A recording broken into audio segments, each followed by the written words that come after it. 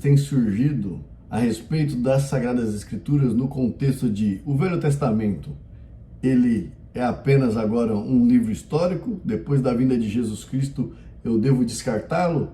Ele contradiz Jesus Cristo ou não?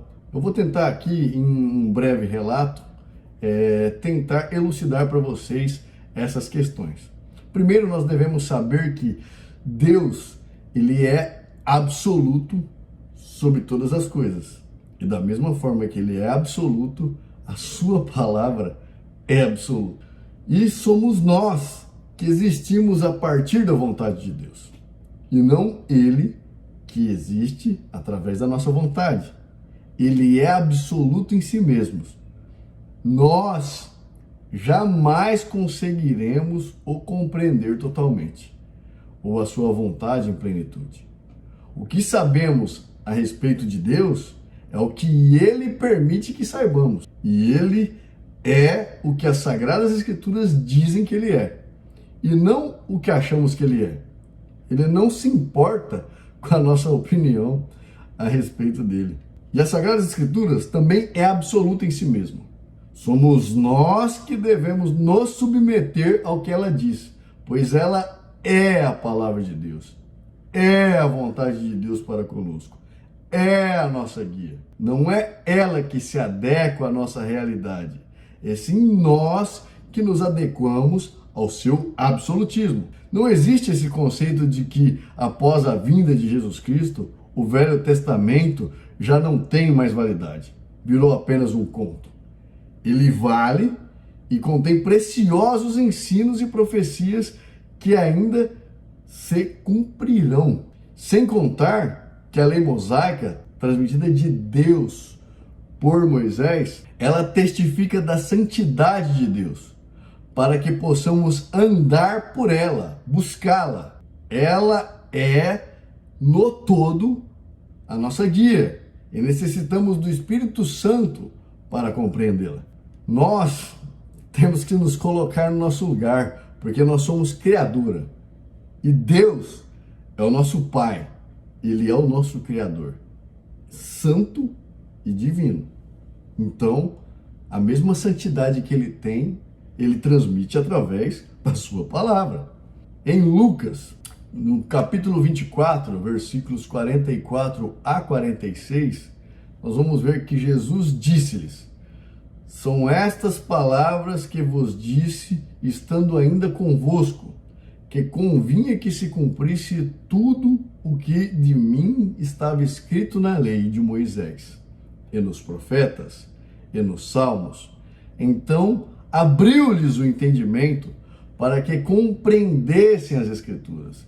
E disse-lhes: assim está escrito, e assim convinha que o Cristo padecesse e ao terceiro dia ressuscitasse dos mortos. Ou seja, aqui o nosso Senhor Jesus Cristo não está falando que ele veio, cumpriu, então essa lei já não vale mais e caiu por terra. Não, ele falou que era necessário que tudo cumprisse, como estava escrito, né, na lei de Moisés, nos profetas e nos salmos. Em João, capítulo 17, versículo 17, Jesus diz: santifica-os na verdade, a tua palavra é verdade. Lembrando que Jesus Cristo e os apóstolos, eles ensinavam a partir do Velho Testamento. O que Jesus pregava era o Velho Testamento pregando tudo que iria se cumprir, pregando toda a lei de Deus, do nosso Pai. Era com base no Velho Testamento que Jesus Cristo ministrava ensinos.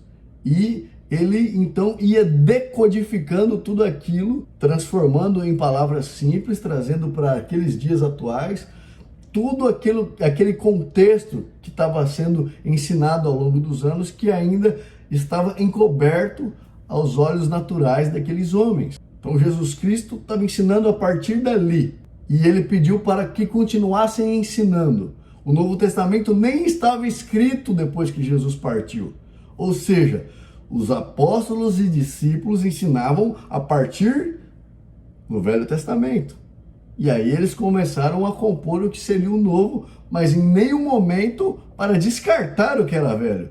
mas para trazer mais clareza sobre tudo o que Jesus Cristo ensinou para nós. Em Isaías, no capítulo 40, versículo 8, diz: seca-se a erva e caem as flores, mas a palavra do nosso Deus subsiste eternamente.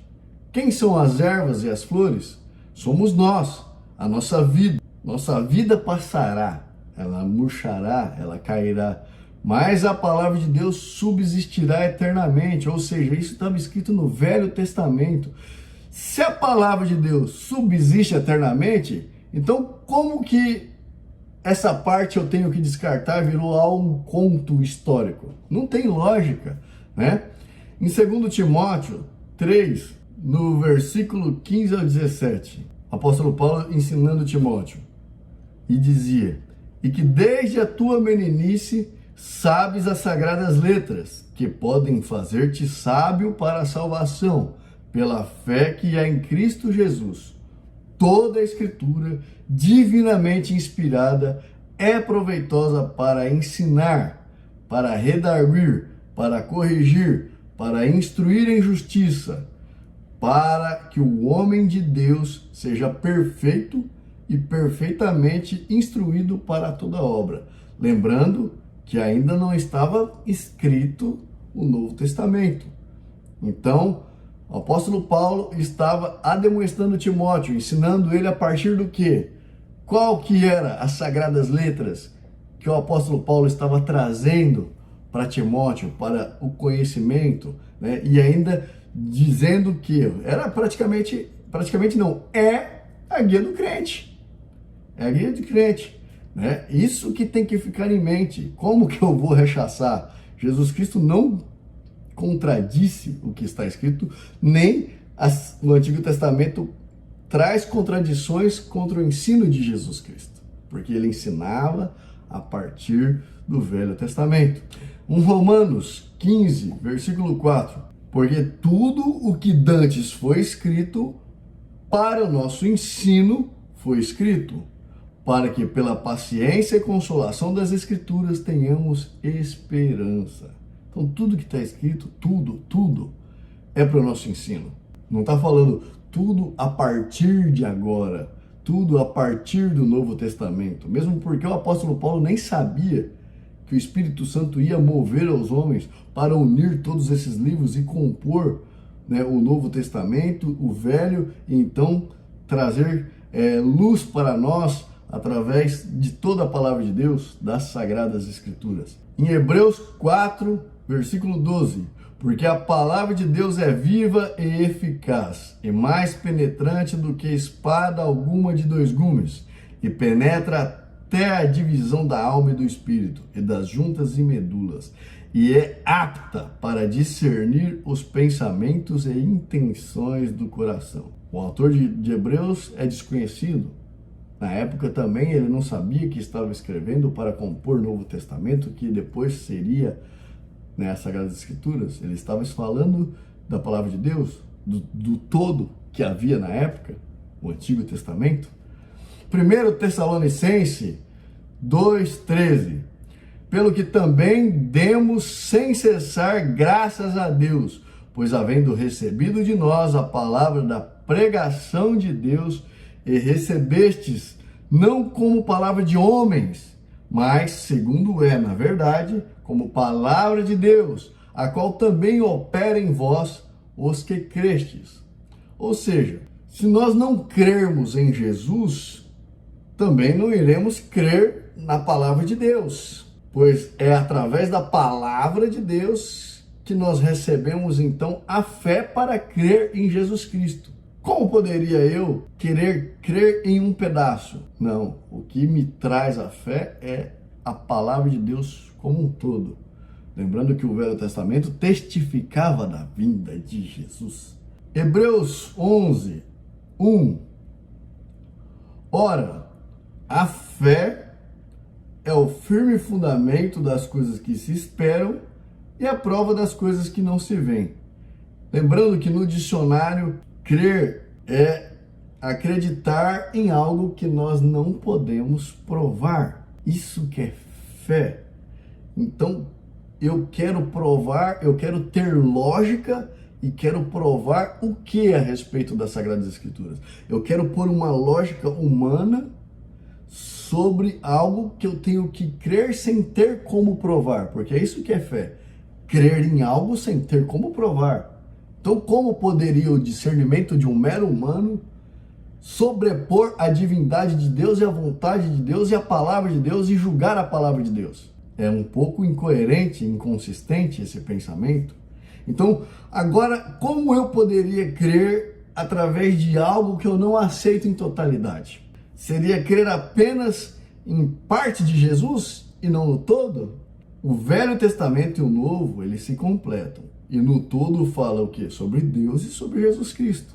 Impossível você colocar seu juízo de valor, né, o nosso juízo de valor, sobre a palavra de Deus. Não há contradição entre o Velho e o Novo. E não há nenhuma menção de Jesus Cristo falando para descartar o que foi escrito anteriormente. Lembrando que o nosso Senhor Jesus, ele veio e disse: eu não vim, né, para subrogar a lei, eu vim para cumprir a lei, né? E, para finalizar, um pensamento para vocês meditarem. A Bíblia não é a verdade de Deus sobre espiritualidade ou religião. Ela é a verdade sobre tudo, porque todas as coisas, céus, terra, foram feitas por Deus. Criaturas, homens, são sustentadas por Deus e estão indo na direção de Deus. Espero ter tirado sua dúvida. Fiquem todos com Deus.